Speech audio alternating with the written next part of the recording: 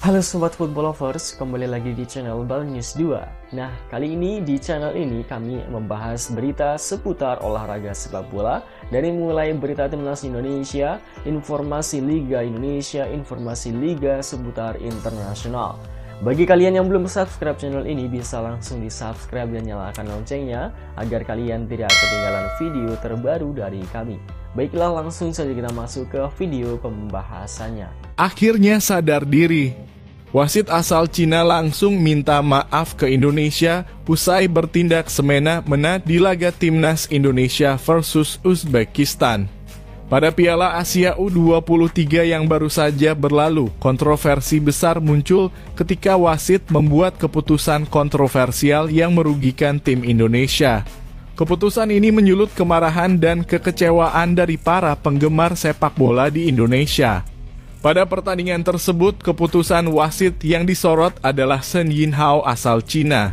Momen tak terlupakan adalah saat Ferrari mencetak gol hasil muntahan di area penalti Uzbekistan. Namun gol tersebut dianulir karena dianggap menyentuh Ramadan Sananta yang terjebak offside. Hal ini menimbulkan kontroversi dan menuai banyak pertanyaan.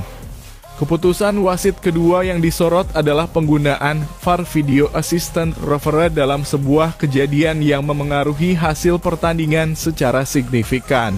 Meskipun teknologi VAR dimaksudkan untuk meminimalkan kesalahan wasit, dalam kasus ini, keputusan yang diambil justru menimbulkan kontroversi lebih lanjut.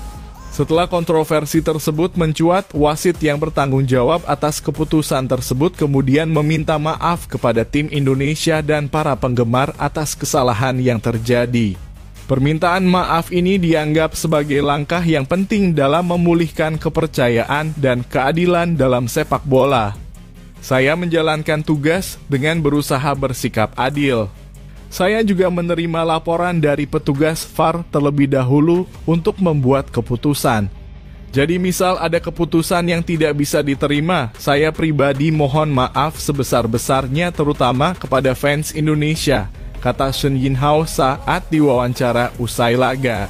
Timnas Indonesia U23 harus bermain dengan 10 pemain pada menit ke-82 setelah kapten tim Rizky Ridho mendapatkan kartu merah melawan Uzbekistan pada babak semifinal Piala Asia U23 tahun 2024 di Stadion Abdullah bin Khalifa.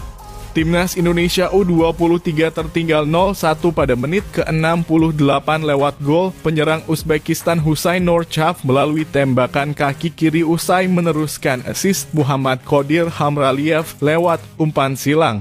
Menit ke-78 penyelamatan emas dilakukan Muhammad Ferrari saat berhasil membuang bola keluar dalam situasi Uzbekistan mendapatkan peluang emas di depan gawang Indonesia. Pada menit ke-82 bek timnas Indonesia U23 Rizky Ridho mendapatkan kartu merah karena dinilai melakukan pelanggaran ketika membuang bola karena kakinya melayang ke area vital di antara kedua paha pemain Uzbekistan Jasurbek Jalidinov. Wasit Shen Yinhao mengecek VAR untuk memutuskan kartu merah untuk Rizky Ridho pada menit ke-82.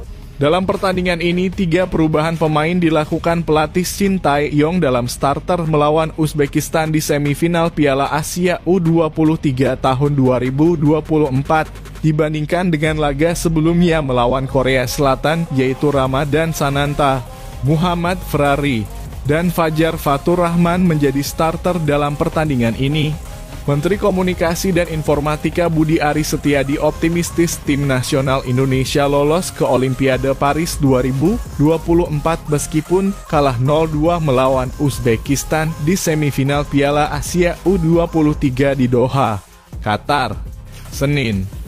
Kita harus optimistis bahwa kita lolos di Olimpiade, kata Budi Ari usai nonton bareng laga semifinal Piala Asia Indonesia melawan Uzbekistan bersama Presiden Joko Widodo. Budi Ari mengatakan pemain timnas sudah memberikan yang performa terbaik dalam laga kontra Uzbekistan, hanya saja Indonesia harus kalah dari lawan. Saat ditanya respons Presiden atas laga tersebut, Budi mengatakan bahwa seluruh bangsa pasti sedih menyaksikan kekalahan itu. Namun dia menekankan harapan lolos ke Olimpiade Paris 2024 masih terbuka. Ya pasti semua dari kita sedih lah, tapi kan kita harus optimistis bahwa kita lolos Olimpiade, ujarnya.